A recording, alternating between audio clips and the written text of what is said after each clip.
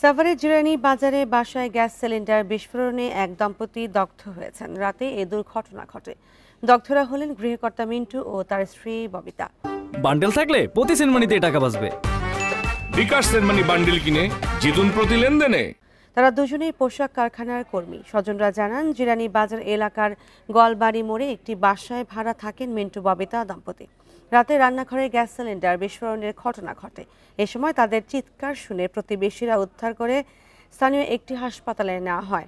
পরে সকালে উন্নত চিকিৎসার জন্য জাতীয় বার্ন ইনস্টিটিউটে স্থানান্তর করা হয়। হাসপাতালটির চিকিৎসকরা জানান, দগ্ধ মিন্টুর শরীরে প্রায় 60 ও তার স্ত্রীর শরীরে 35% পুড়ে গেছে। তাদের অবজারভেশনে রাখা হয়েছে, প্রয়োজনে এইচইউডিতে স্থানান্তর করা হতে পারে।